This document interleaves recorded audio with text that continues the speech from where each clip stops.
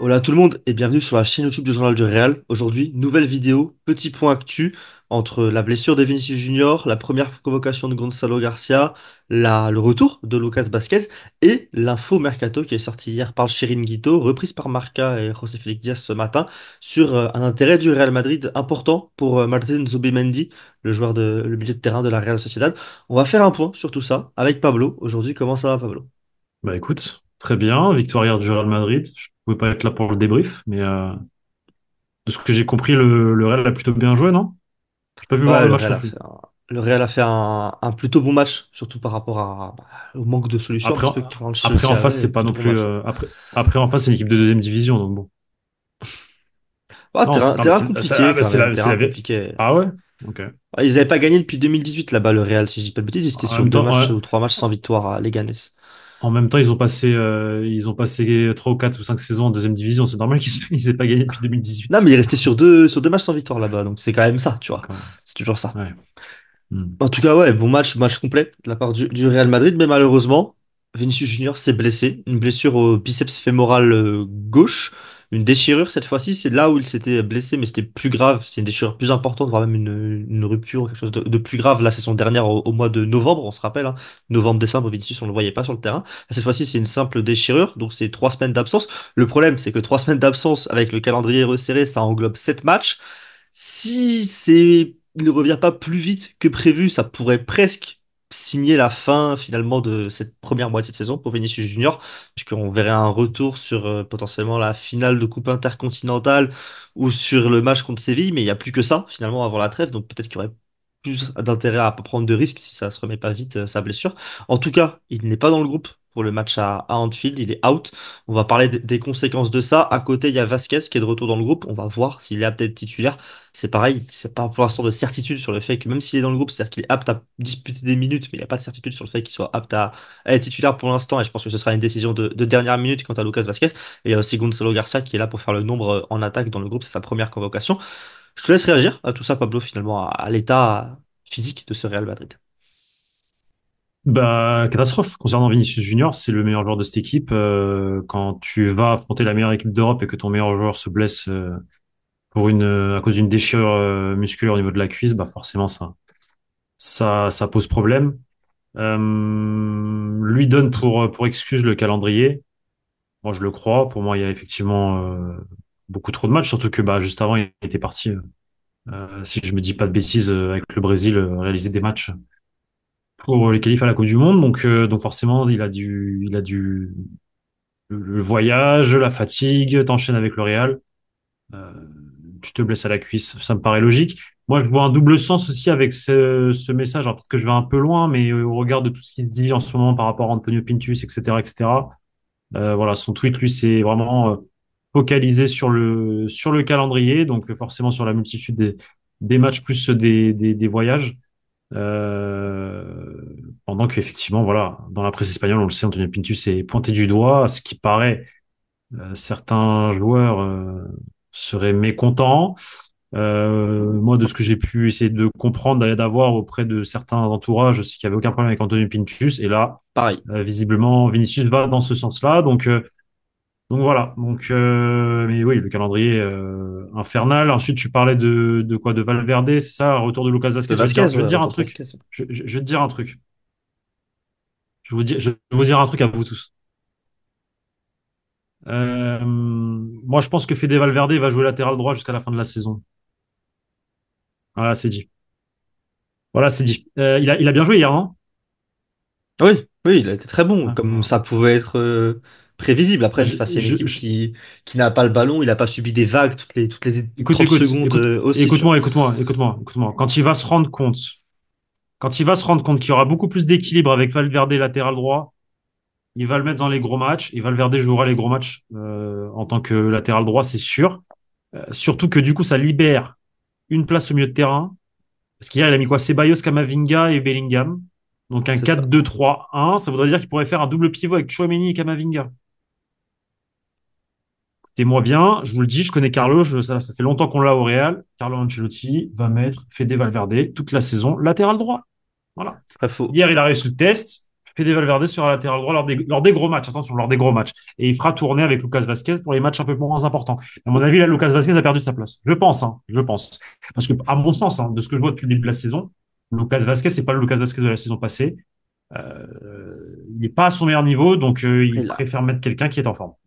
Il a jamais été une assurance tout risque défensif dans tous les cas, Lucas Vasquez, hein. C'est un ailier de métier. Son principal défaut lorsqu'il est positionné en tant qu'arrière droit, c'est sa défense en 1 contre 1. Là, c'est Luis Diaz en face. Personnellement, je suis content de voir Federico Valverde plutôt que Lucas Vasquez sur la feuille de match. Le seul aspect peut-être que j'aurais un tout petit peu à nuancer, c'est que Tchouaméni ne va pas être au milieu de terrain, mais plutôt en défense centrale, je pense, au moins jusqu'à la trêve, voire même jusqu'à la mi-janvier. Parce que pour le coup, bah, il n'y a que Raúl Asensio. Et je pense que quand même dans l'esprit de Carlo Ancelotti, il préfère avoir Tchouaméni en défense centrale que Raúl Asensio, j'imagine, même si Asensio a fait preuve de confiance sur les 2 matchs qu'il a disputés, preuve de C'est ce que maturité. j'allais te demander. C'est ce que j'allais te demander. Est-ce qu'il a bien joué, Raul Asensio? Bah, il a fait toujours un peu la même chose, ouais. Preuve mature, confiant, propre. Bah voilà. Après, c'est les Ganes. C'est toujours pareil. Ouais. C'est là, On pour le coup, il verra y à a un Liverpool, test effectivement, après. qui est à des années-lumière de ce qu'il a pu disputer pour l'instant, à l'extérieur, tout ça. Donc là, pour le coup, voilà, il y a un test grandeur nature. Et s'il coule Raúl Asensio à Anfield, je pense que Tchouaméni Après, sera réinstallé en attention, défense centrale et attention, que attention. Il ne faudra pas tirer des conclusions du match de Liverpool. Je tiens à le souligner parce que c'est un contexte particulier avec énormément de blessures. Tu peux le confirmer, les joueurs savent que c'est un contexte particulier et que ça risque d'être très compliqué, Liverpool. Donc si, désolé du terme, branlé il y a, il faudra pas tirer des conclusions sur Raúl Asensio à mon sens.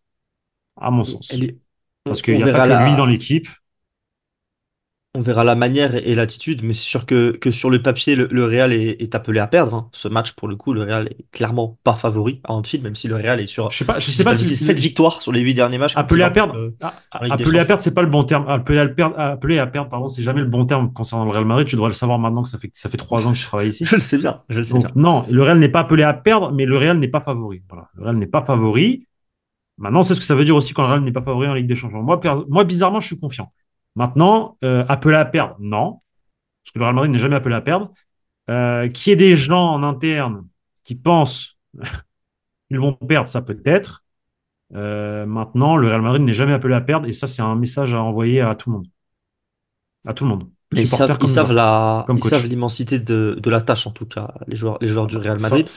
et ça le Et ils ont sera. en quelque sorte peur, ou en tout cas de l'appréhension par rapport à ce match à Liverpool, parce qu'ils savent que eux ne sont pas n'ont pas les options, les meilleures options et n'ont pas les Mhm. meilleurs joueurs disponibles pour certains et ne sont pas dans la meilleure situation actuellement en tant qu'équipe, alors que Liverpool roule sur l'Europe, hein. 16 victoires Jusqu'à en 18 matchs, c'est quand même impressionnant quand tu vois ce Liverpool arriver, quoi. jusqu'à ce que le match commence. C'est ça, je suis d'accord. Mais moi, j'avais cet avis-là. Moi, j'avais vraiment l'impression que le Real pouvait faire quelque chose. La blessure de Vinicius Junior aujourd'hui, et je t'avoue, je trouve C'est très relou. C'est très relou. Ah oui, oui. rajoute quand même C'est très relou. un sacré point négatif. Tu vois, jusque-là, je me suis dit, Vinicius Junior en Ligue des Champions, il est capable, t'es capable Mhm. de tout en fait avec ce joueur-là en attaque. Tu l'as plus. T'as un joueur qui techniquement est capable de tout aussi en attaque avec en la personne de Kylian Mbappé. Le problème, c'est que ça fait, j'ai presque envie de dire, voilà, si on prend pas en compte le Barça malade de l'an dernier, et la Real Sociedad qui était une proie quand même assez facile pour Mbappé. On l'a pas vu depuis quasiment la Coupe du Monde Non, 2022. C'est Mbappé en capable Ligue 1, de prendre un match à son compte, tu non, mais vois. En Ligue 1, il a toujours fait les mêmes différences. Ouais, ouais, mais oui, mais c'est Anfield. C'est pas, pour le coup, pour moi, il y a un Non, monde non, parce que d'écart. tu dis depuis 1 an, on ne l'a pas vu. En Ligue 1, moi, je Oui, voyais on les l'a matchs vu. l'année On dernière l'a du vu en Paris Ligue 1. Saint-Germain, on Non, le mais voyait. je te parle sur la grande scène européenne, tu vois. Parce que la Real Après, Sociedad, ça a modéré. Le Barça, c'était aussi un contexte potentiellement à tu modérer. me parles d'un contexte Paris Saint-Germain. Ah, mais Ça n'a rien il à y a des voir. éléments. Oui, mais regarde le contexte actuel au Real Madrid, il n'arrive pas à performer non plus pour l'instant, Mbappé. Oui, Donc, non, mais c'est ça, pour je ça suis que je dis d'accord ça. avec toi. Ça, je suis Si d'accord ce avec toi, serait un petit miracle de de le tu mets voir prendre le Kylian match à son compte et Mbappé, être incroyable demain. tu mets Kylian Mbappé en 2022 au Real Madrid, des matchs références en Europe, tu en auras. On en aurait Ouais, eu. je suis d'accord. Je On suis en bien aurait eu. d'accord. Je suis bien d'accord. C'est juste contexte Paris Saint-Germain, c'est normal. Paris Oui, Saint-Germain ne c'est un gagne pas en Ligue des contexte Champions. de le moment de sa carrière, du moment de sa carrière et tout ça, mais en tout cas, ça paraît très peu probable finalement de voir Mbappé porter l'équipe Bah, mercredi justement, contre alors c'est sûr que Liverpool. ça paraît peu probable. C'est sûr que ça paraît Mais là, peu probable par rapport à la forme et par rapport à ce qu'il propose. Maintenant, je pense qu'il sait, c'est ce match-là, c'est le match-là. Il doit se montrer. Alors, je pense pas qu'il doit se mettre de la pression, parce que c'est pas bon, mais c'est ce match-là. Si non, là, il peut envoyer un message en tout cas. Là, il peut envoyer un message. Donc, on va voir. On va voir s'il répond présent. Mm. Mais effectivement, là, depuis le début de la saison, c'est pas ce qu'on attend. Et là, il a la chance d'être, entre guillemets, le potentiel joueur phare de l'attaque. Donc, Bah, il est seul sur le après, devant attention de la Bellingham, scène. hein. Attention Bellingham. Moi, je dis juste ça. Attention Bellingham, parce que là, du coup, il va sûrement retrouver une position un peu plus axiale, comme la saison passée. Attention Bellingham, en Angleterre. On Faut verra, voir tranquille, on si verra. on en parlera plus en long et en large demain dans la prévia parce que pour le coup tactiquement il y a beaucoup de questions qui se posent avec cette absence de Vinicius en plus parce que Bellingham faut voir aussi s'il n'est pas sacrifié parce qu'il y a le milieu de terrain sans Valverde au milieu de terrain ça peut être aussi compliqué côté Real Madrid face à un milieu de terrain ultra fonctionnel et ultra On imposant verra. cette saison ultra protagoniste côté Liverpool. Faut voir s'il n'est pas obligé Bellingham justement de rester trop bas et Hmm, que tout passe par hmm. Mbappé un petit peu Peut-être, devant tu vois. peut-être. On À verra. voir. On en parlera dans tous les cas, plus en long et en large dans la prévia de demain. On va faire toute l'analyse tactique encore de la rencontre. L'autre info du jour, c'est une info mercato. Cette fois-ci, c'est sorti par le Chiringuito, confirmé ce matin par José Félix Diaz chez Marca. C'est sur Martin Zubimendi, le milieu de terrain défensif de la Real Sociedad qui donc attire évidemment l'intérêt du Real Madrid. C'est très intéressant comme information parce que c'est pas nécessairement un profil qui avait filtré par d'autres noms, par d'autres joueurs avant. On a notamment entendu parler de Florian Wirtz comme potentiel remplaçant à Toni Kroos. Là, Zubimendi, c'est un vrai 6. C'est un petit Hmm. peu dans la veine de ce qui a pu sortir de la part de la Real Sociedad quand on parle de Xabi Alonso et d'Ilia Ramendi sur certains C'est aspects. ça. Il y a un peu C'est de exactement chemin ça. à aller trouver, même si c'est un joueur qui a aussi ses qualités propres. C'est un joueur qui est capable d'être très propre avec le ballon, mais c'est aussi un joueur qui est capable d'être un destructeur au milieu de terrain, qui a un côté vraiment, même s'il n'a pas le physique le plus imposant avec 1m80, 77 kilos, il est quand même capable vraiment voilà, d'être un rock finalement sur le milieu de terrain et Chose, d'avoir de la propreté ensuite. chose que faisait Xabi Alonso. Chose que faisait Xabi Alonso, chose que, Un peu moins Cyril Iramendi. ah, pour le coup, non. Mais après, la Mendy, il l'avait fait, c'est comme ça qu'il a obtenu son transfert au Real, et malheureusement, ça n'a jamais marché à Madrid pour le coup. Mais Mais là est toute la question, en c'est les fait. choses qu'on, Comment... j'allais dire, c'est les choses qu'on attend d'un Tchouaméni, finalement, ce que fait Zubimendi depuis Oui, un an bien et demi, sûr. 2 ans avec la Real Sociedad. Et donc c'est ça l'intérêt aussi de cette rumeur, c'est que tu vois dans l'effectif que tu as Tchouaméni, Après, t'as pas besoin des deux. le problème, c'est encore une fois, la Real Sociedad, c'est pas le Real Madrid. Et là est toute la question. Est-ce que Zubimendi, s'il signe au Real, ça devient Xabi Alonso ou ça devient Iramendi? Parce qu'on sait très bien, est-ce qu'il a les épaules pour porter ce maillot? On sait que là, aujourd'hui, effectivement, Tchouaméni, c'est compliqué. Voilà, c'est pas tout le monde qui peut. Donc, effectivement, Zubimendi, c'est un très grand joueur. Il a notamment gagné l'Euro cet été avec l'Espagne en tant que, bon, il était remplaçant, mais ça compte. C'est un joueur plutôt technique, propre à la sortie du ballon. Voilà, ce style de 6 très propre au football espagnol qu'on connaît. Euh, Maintenant, voilà, il y a deux exemples dans le passé pour lui. C'est soit un chemin à la Xabi Alonso, soit un chemin à Thierry Aramendi. Bon, pour le moment, c'est juste une piste, effectivement. Mais comme tu le dis, c'est très intéressant parce que ça veut dire que le Real Madrid recherche à ce poste-là. Il y avait il y a de plus en plus de rumeurs concernant Rodri. Moi, je sais que Rodri, c'est du flanc. Je pense que c'est un peu comme Laporte, des appels de phare, un jeu d'agent, parce que voilà, on se dit qu'il arrive à un tournant de sa carrière et que peut-être qu'il a besoin d'un autre step que City. Et on aimerait le voir au Real, sauf que le problème de Rodri, c'est il est un peu vieux déjà pour la stratégie du Real et qu'il a Donc surtout il est une un grosse béquille pour blessure et l'instant. qu'on sait pas, voilà, et qu'on sait pas comment il va revenir. Maintenant, Zubimendi, ça match avec la stratégie du Real Madrid. C'est un Espagnol. On sait que le Real Madrid va vouloir dans les prochaines saisons, années, recruter en Espagne. Donc, écoute, il a le profil pour maintenant. C'est toujours la même inconnue. Est-ce que ces mecs-là ont la tête et surtout les épaules pour jouer au Real Madrid? À voir. En tout cas, c'est un joueur intéressant. Oui, c'est un joueur intéressant. Et c'est aussi indirectement un message envoyé à Aurélien Tchouameni. C'est quand même un joueur qui a 4 saisons pleines hein, derrière lui. C'est un joueur de 25 ans. C'est pas un joueur tout jeune qui vient de percer depuis un an et demi, même si là il est sur le Mhm. devant de la scène parce que ça fait, on va dire, 2 saisons que, sans compter celle-ci, les 2 saisons dernières, la Real Sociedad est quand même à un très bon niveau. Cette saison, c'est un petit peu plus compliqué pour le club basque. Mais en tout cas, voilà, c'est un joueur qui a quand même du galon. Tu vois, il entame sa 5e saison pleine en tant que titulaire de la Real Sociedad au milieu de terrain. Ça permet quand même d'avoir de l'expérience, d'avoir une certaine assurance, une certaine maturité. Le cran Real Madrid est immense, hein. La marche Real Madrid est immense, on est d'accord. On a vu des joueurs ne pas réussir à la monter, d'autres y parvenir. En tout cas, je trouve que ça envoie aussi un message à Tchouaméni parce que là, pour le coup, c'est clairement, voilà, c'est des profils qui sont trop Ouais, similaires, je trouve, c'est sur ton plein de points, poste. pour qu'il n'y ait Ton pas un poste. côté limite mettre la pression aussi à Tchouaméni presque avec cette info qui sort, tu vois, presque dans ce sens-là, tu vois. Après, il n'y a pas réellement de remplaçant à Tchouameni. Il y a ça Non, aussi, c'est que mais depuis le départ de Kroos, Kroos jouait pouvait jouer 6 quand Tchouaméni n'était pas là, par exemple. Aujourd'hui, quand ouais, Tchouaméni n'est pas là, tu mets Kamavinga, alors que Kamavinga, c'est plutôt un cran au-dessus. Donc voilà, donc en même temps, t'as ça pas a de été excellent sur remplaçant à les Tchouaméni. deux. Donc il faut un Kamavinga remplaçant. peut le devenir aussi, hein, parce qu'il a été excellent là sur les deux derniers matchs Ka- dans Ka- ce rôle-là. Pour moi, Kamavinga peut jouer 6, 8 et 10. Mais là où il est le plus efficient pour moi, c'est au poste de numéro 8. Bah, il Je a les suis qualités d'accord, je pour suis faire. d'accord. Il a joué à Rennes, il jouait 10. À Rennes, il jouait milieu offensif à Et l'époque, il a joué à gauche aussi même avec sur Julien certains Stéphan. matchs. Et il a joué même à gauche, J'ai le souvenir effectivement. d'un match au PSG, il est milieu gauche, c'était incroyable, sa Il peut performance à jouer, il 17 peut ans au jouer Barça. latéral, il peut jouer latéral, il peut jouer parti. Mais tu vois, regarde, Camavinga, c'est l'exemple parfait pour Valverde. Mais Valverde est mort, les gars, je vous le dis. Valverde est mort. Valverde est mort, mais je vous le dis, Valverde est Je tombe mort. là-dessus.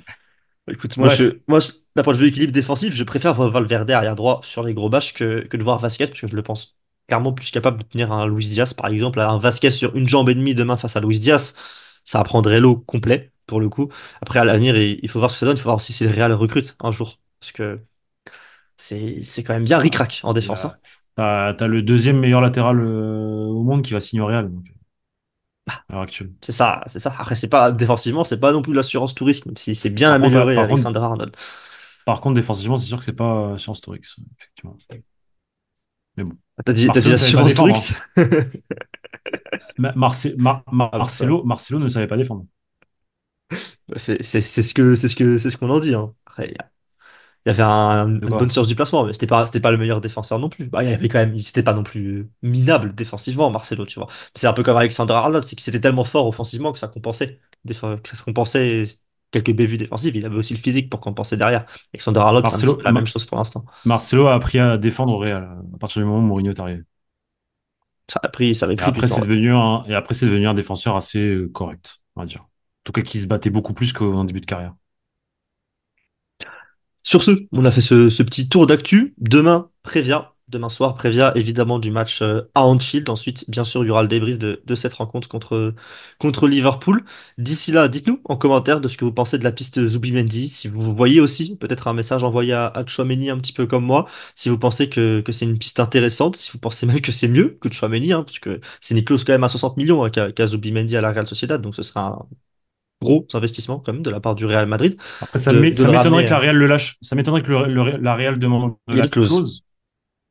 Ouais, Ah, tu du coup, il penses y a une moins? clause, mais du coup, c'est plus. Ouais, je pense qu'ils demanderont entre 40 et 50. Ils accepteront.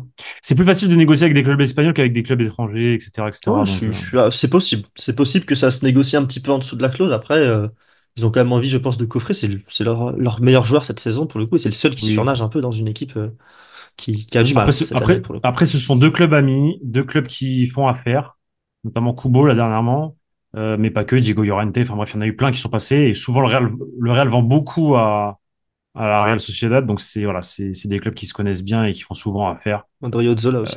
Zubimendi, il arrivera à un tournant de sa carrière à un moment donné où il se dira, bon, bah, faut que je passe au step au-dessus. La Real Sociedad le comprendra.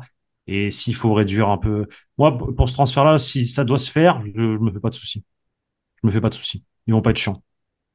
On va voir ce que ça va donner. Dites-nous aussi à quel point vous êtes affecté par la blessure de Vinicius Junior. Si vous arrivez encore à y croire pour demain, parce que je peux comprendre que des fans du Real n'y croient presque plus, finalement, même si on sait que le Real est capable de tout. Là, les voyants sont quand même bien au rouge pour ce déplacement en Anfield et on verra ce que ça donne. On en parlera plus en long et en large dans la prévia de demain. Merci à vous d'avoir regardé la vidéo jusqu'au bout et puis on se retrouve très bientôt sur la chaîne YouTube du Journal du Réal. Salut à tous! Ciao les gars.